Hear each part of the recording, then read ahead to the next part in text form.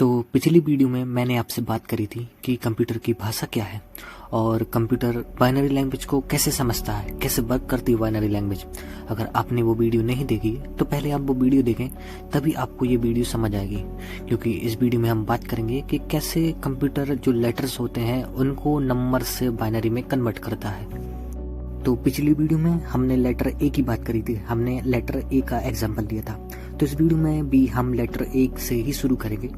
तो कैसे ये ए लेटर बाइनरी में कन्वर्ट हो रहा है, इस पे हम बात करते हैं। तो इसको ऐसे समझो आप, जैसा मैंने आपसे पिछली वीडियो में कहा था कि कंप्यूटर अंकों पर चलता है, जिसमें मैंने आपसे बाइनरी 0 और 1 के बारे में थोड़ी सी बात की थी। तो ए लेटर जो है वो डायरेक्ट बाइनरी में कन्वर्ट नहीं होता है, इसके बीच में ए पहले अंक डिजिट में कन्वर्ट होता है। ये कहना गलत होगा कि ए बाइनरी में कन्वर्ट होता है।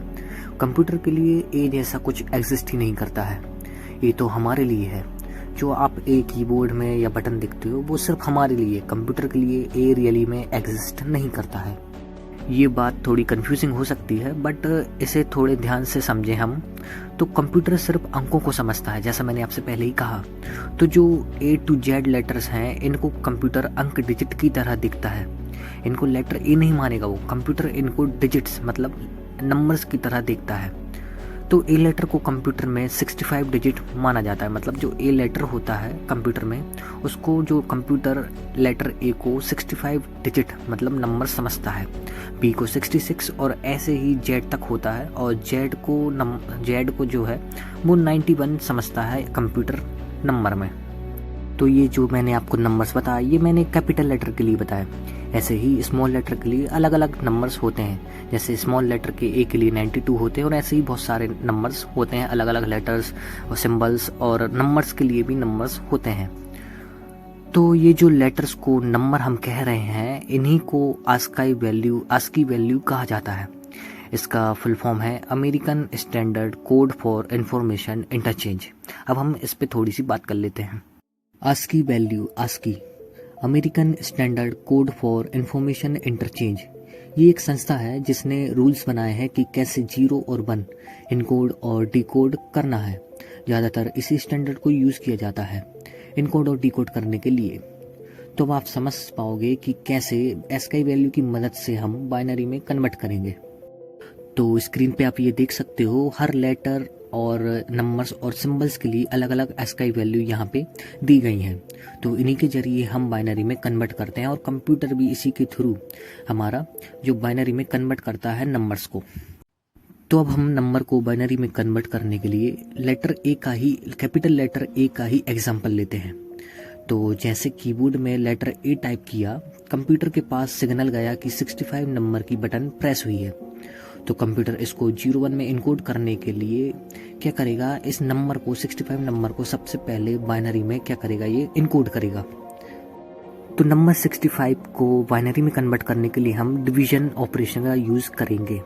आई होप आप लोगों को डिवीजन तो आता ही होगा, सभी को डिवीजन आता है। तो हम डिवीजन का ही यूज़ करके बाइनरी में कन्वर्ट करेंगे। तो सबसे पहले जिस लेटर को हमें बाइनरी में कन्वर्ट करना है उसका हमें ASCII वैल्यू पता होनी चाहिए।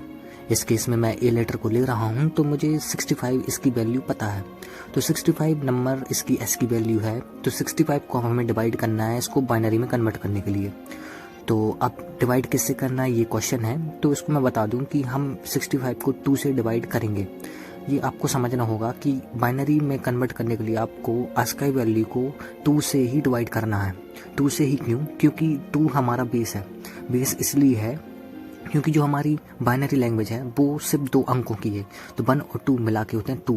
तो यहाँ पे सिर्फ मैक्सिमम नंबर हमारा 2 है, तो इससे हमको डिवाइड करेंगे बाइनरी में कन्वर्ट करने के लिए।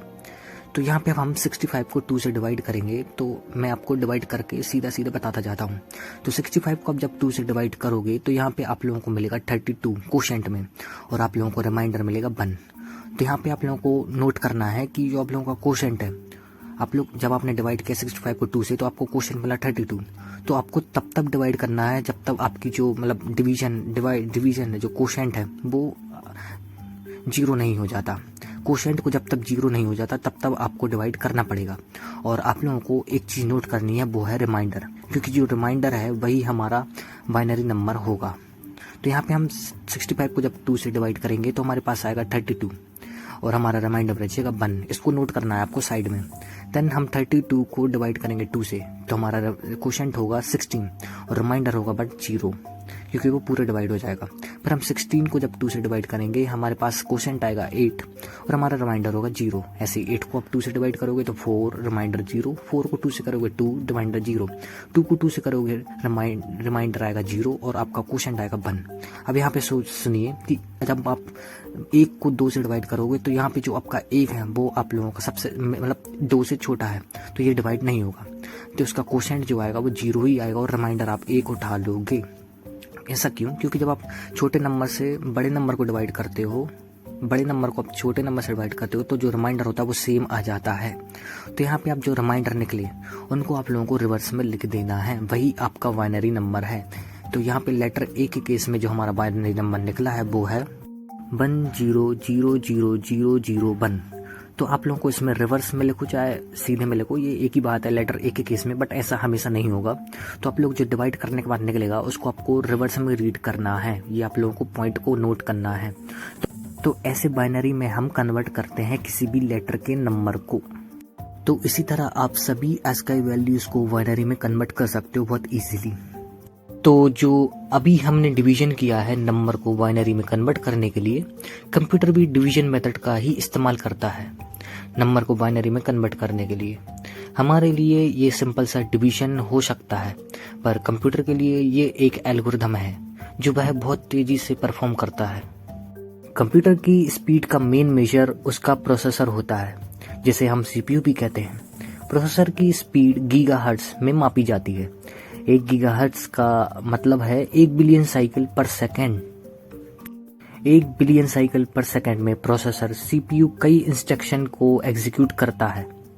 तो जैसा मैंने आपसे कहा कि कंप्यूटर नंबर को बाइनरी में कन्वर्ट करने के लिए डिवीजन मेथड का ही यूज़ करता है।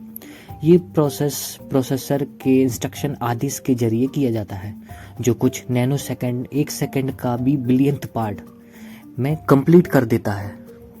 ये इतना तेज है कि जब तक हम अपनी पलकें झपकाएंगे तब तक कंप्यूटर ये कन्वर्ट कर चुका होगा। कंप्यूटर बिलियंस ऑफ इंस्ट्रक्शन पर सेकेंड BIPS प्रोसेस कर सकता है। हम इसे थोड़ा और अच्छे से और सिंपल भाषा में समझते हैं। प्रोसेसर में एक साइकिल टाइम की एक यूनिट होती है, जिसमें CPU एक या एक से ज़्यादा ऑपरेशन कंप्लीट करता है। हर साइकिल में CPU arithmetic calculations, data transfer और इंस्ट्रक्शन को प्रोसेस करता है। जब हम कहते हैं 1 बिलियन साइकिल पे चल रहा है हमारा प्रोसेसर, इसका मतलब ये है कि वो CPU 1 सेकेंड में 1 बिलियन 1 अरब साइकिल कंप्लीट कर रहा है। मतलब कोई व्यक्ति 1 सेकेंड में 1 अरब चक्कर काट रहा है, वैसे इंसान तो ये नहीं कर सकता। खैर, इसी स्पीड को हम गीगाहर्ट्ज कहते हैं। फॉर एग्जांपल के लिए एक प्रोसेसर है जो 3 गीगाहर्ट्ज पर वर्क करता है, मतलब 3 बिलियन साइकिल पर सेकंड की स्पीड से CPU डेटा को प्रोसेस करता है, कैलकुलेशन करता है और इंस्ट्रक्शन को एग्जीक्यूट करता है। तो नहीं क्यों पर लोग चमत्कार को खोजते फिरते हैं, जबकि उनके सामने ही चमत्कार पे चमत्कार हो रहे हैं। पूरा डिजिटल वर्ल्ड किसी मैजिकल जादुई किस्म की दुनिया की तरह लगता है। आपका क्या कहना है? आपको नहीं लगता ये डिजिटल दुनिया, डिजिटल वर्ल्ड जादुई किस्म का? सोचिएगा ज़रूर। आई होप आप लोगों को वीडियो अच्छी लगी होगी।